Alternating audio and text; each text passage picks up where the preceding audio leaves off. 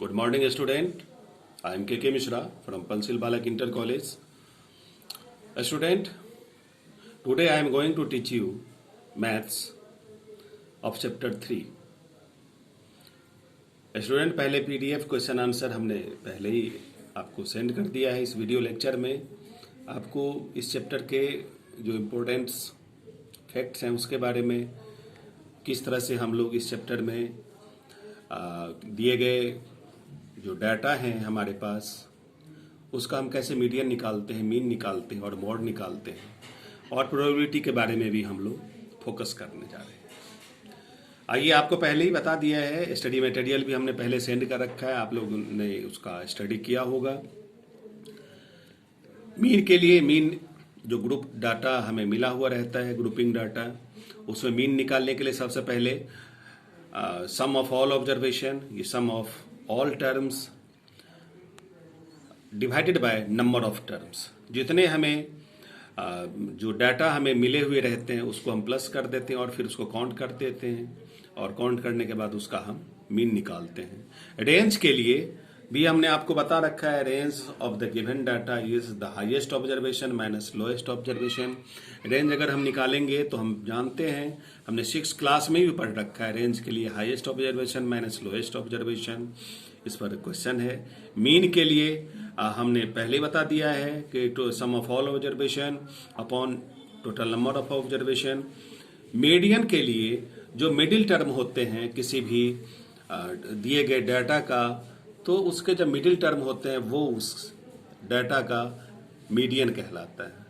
Mod के लिए very simple, mod अगर हम किसी डाटा का निकालने चाहें तो जिस नंबर की फ्रीक्वेंसी सबसे ज्यादा होगी वह उसका मॉड कहलाएगा। आइए आपको 1 by 1 क्वेश्चन हम एक्सप्लेन करते हैं। Find the range of height of any 10 student of your class.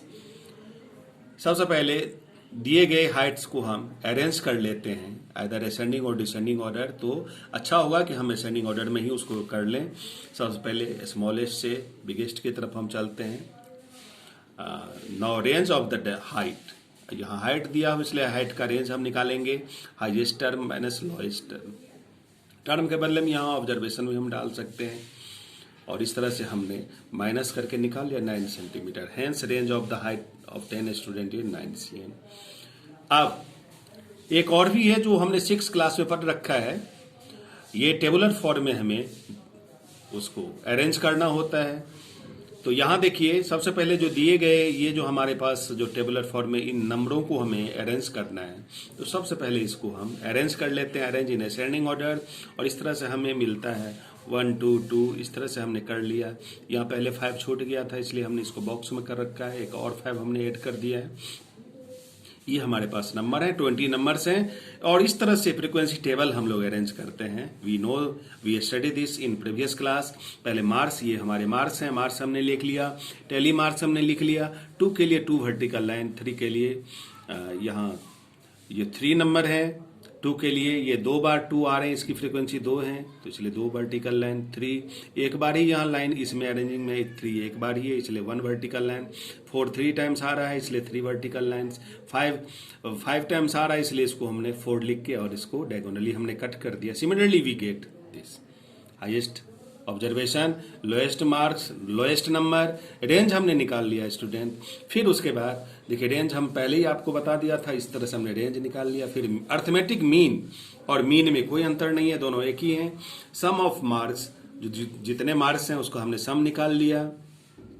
Number of student, अब जैसे यहाँ 20 स्टूडेंट हैं, 20 मार्क्स हैं, तो सबको हमने प्लस कर दिया और नंबर ऑफ स्टूडेंट से हमने डिवाइड कर दिया। And finally we get 100 divided by 20, we get 5. Hence the arithmetic mean of the data, जो हमारा given data है, is equal to 5। ये यहाँ आपको बताने के लिए बताया था, ये गलत है, इसको आप नोटिस में नहीं लेंगे, यहाँ कुछ हमने करेक्शन किया था।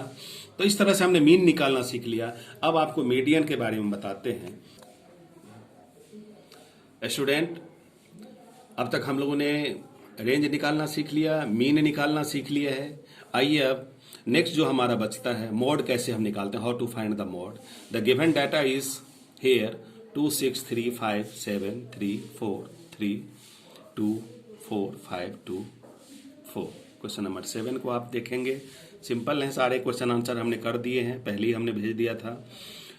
सेकंड भी इसी तरह के क्वेश्चन हैं। सबसे आपको पहले ही बताया था कि जब हम सॉल्यूशन निकालते हैं इस तरह के क्वेश्चनों को, ये डाटा हैंडलिंग में जब भी डाटा को हम सॉल्व करते हैं, कुछ भी निकालते हैं, मीन निकालें, रेंज निकालें, मीडियन, मॉड निकालें, तो उसको अरेंज कर लें तो अच्छा होगा हमारे लिए कुछ भी निकालना।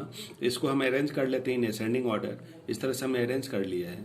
और यहाँ हम देखते हैं कि नंबर 2 की फ्रीक्वेंसी 3 है, 3 की भी 3 है, 4 की भी 3 है, 5 की 2 बार ये आ रहे हैं। फ्रीक्वेंसी जो नंबर जितनी बार ये अपीयर हो रहा है ग्रुप में, वो उसका फ्रीक्वेंसी कहलाता है। तो 2 और 3, 2, 3 एंड 4, ये इसकी फ्रीक्वेंसी 3 है, इसलिए विच इज द मैक्सिमम, जिसकी फ्रीक्वेंसी सबसे ज्यादा होगी वही उस डाटा का मॉड होगा। तो यहाँ जो गिवन डाटा है उसका 2, 3 और 4 इसका मॉड है। यहाँ एक बात ध्यान देना है कि 2 से ज्यादा भी मॉड हो सकते हैं, 1 या 1 से ज्यादा मॉड हो सकते हैं किसी भी डाटा में। जैसे क्वेश्चन दूसरे में हम देखते हैं कि 14 has the maximum frequency 6, 14 6 times आया है, इसलिए इस डाटा का जो मोड है वो 14 है। अब आइए आपको हम बताने जा रहे हैं कि मीडियन कैसे निकालते हैं। स्टूडेंट, अब हम लोग मीडियन को कैसे फाइंड आउट करते हैं वो हम देखते हैं। यहाँ एक्सरसाइज, इसके लिए एक्सरसाइज 3.2 का हम पहला क्वेश्चन लेते हैं। Question are given, out of 25 students score of mathematics is given. आपको पहले ही बताया था कि अरेंज कर लेते हैं हम असेंडिंग ऑर्डर में। और यहाँ दिया हुआ है कि आप इसका फ्रीक्वेंसी डिस्ट्रीब्यूशन टेबल ही बनाओ। तो सिंपल है, इसको हमने पहले ही सोल्व कर रखा है। पहले हम नंबर लिखते हैं, फिर उसका टेली मार्क्स, फिर उसकी फ्रीक्वेंसी, जो डाटा है उसको हम ऑब्जर्व करके यहाँ लिखते हैं। और यहाँ मॉड भी निकालने के लिए इस क्वेश्चन में दिया हुआ है, तो यहाँ हम ऑब्जर्व करते हैं कि किसकी फ्रीक्वेंसी सबसे ज्यादा है। तो स्टूडेंट, यहाँ 20 की फ्रीक्वेंसी 4 है जो मैक्सिमम है, therefore 20 has the maximum frequency 4, so 20 is the mod of the given data. अब मीडियन निकालने के लिए सबसे पहले नंबर ऑफ टर्म्स को काउंट करते हैं। स्टूडेंट, यहाँ number of terms is 15 which is odd. Odd रहने पर जो मीडियन होता है n+1/2 tth टर्म, इसमें 1 प्लस कर देते हैं। फॉर्मूला है ये, आपको हमने स्टडी मटेरियल में भेज रखा है। एक इवन नंबर के लिए होता है, एक ऑड नंबर के लिए होता है। तो यहाँ 15, number of term is 15, 15 + 1/2 tth term, 16/2 tth term, 8th tth term, 8th term. और इसको हम काउंट करते हैं या आइदर लेफ्ट साइड और राइट साइड। तो लेफ्ट साइड से हम ही काउंट करते हैं, 1 2 3 4 5, 8 टर्म को हम देखते हैं। We observe this 8 term is 20, so median is 20। इस तरह से हमने मीडियन निकालना भी सीख लिया है। और यहाँ इस क्वेश्चन में है कि क्या मॉड और मीडियन दोनों सेम है। तो यहाँ हमने देखा कि मॉड भी 20 है और मीडियन भी 20 है। एक और भी इसमें है कि क्या, कैसे हम निकालते हैं मीडियन जब इसका टर्म इवन होता है। तो एक क्वेश्चन आपको मैं बताने जा रहा हूँ कि स्टूडेंट, इसके लिए एक क्वेश्चन देखते हैं। क्वेश्चन 3 है, the weight of 15 student of the class is this, find the mod and median.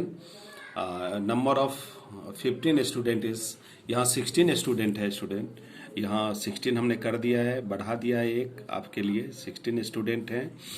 और यहाँ अरेंज करते हैं सबसे पहले, और number of term is 16 which is even. पहले क्वेश्चन में 15 था, हमने एक और बढ़ा दिया है ताकि आपको समझने में आसानी हो कि इवन पर कैसे हम निकालते हैं। मीडियन का फॉर्मूला होता है for even number, half 1/2 into n/2 tth term plus n/2 plus 1 tth term, ये फार्मूला है। इसमें n हमारा 16 है, 16/2 tth term, 16/2 plus 1 tth term.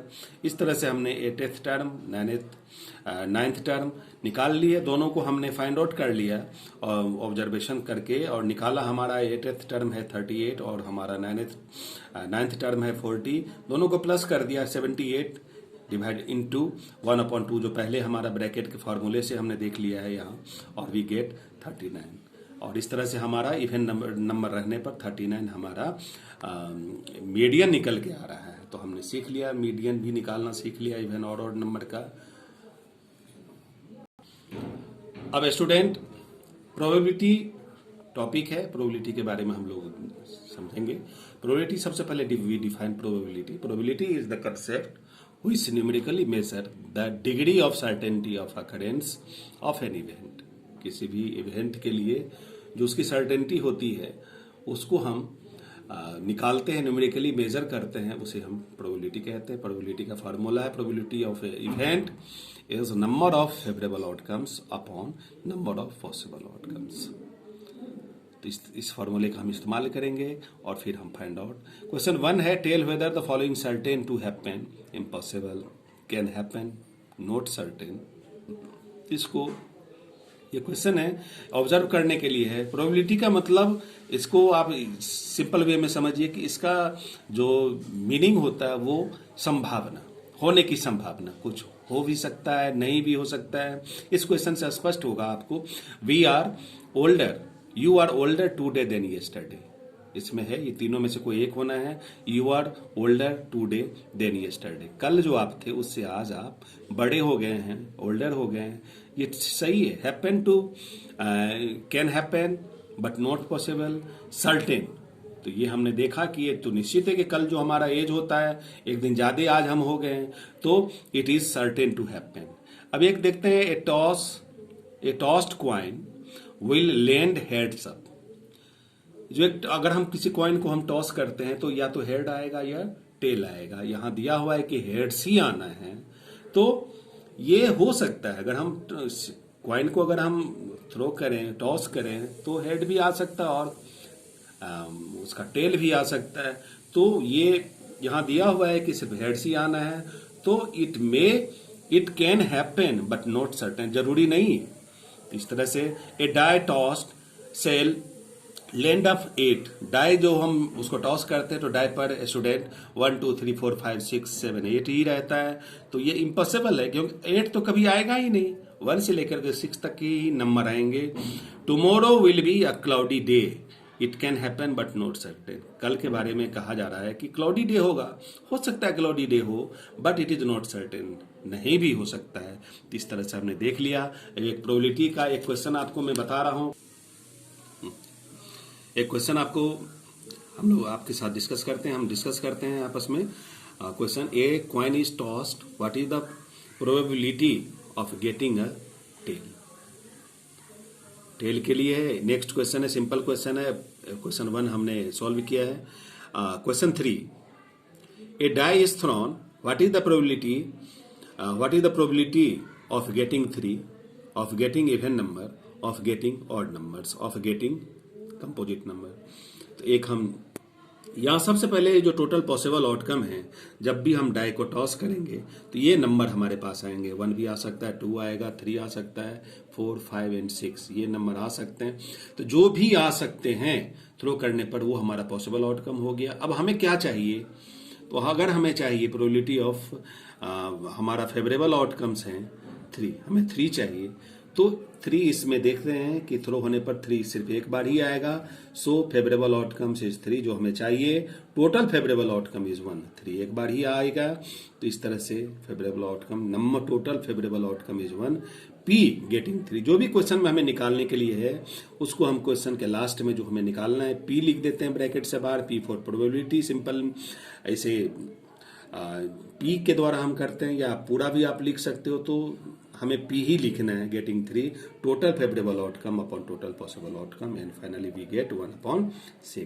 तो इस तरह से स्टूडेंट हमने देख लिया है कि हमें उम्मीद है कि आप लोगों ने इस वीडियो को आप देख के और पूरा चैप्टर अच्छी तरह से समझ जाएंगे। असेसमेंट, असाइनमेंट, क्योंकि जब भी आगे आप स्कूल रीओपन होंगे तो आपको टेस्ट देना पड़ेगा। Okay, have a nice day, thank you.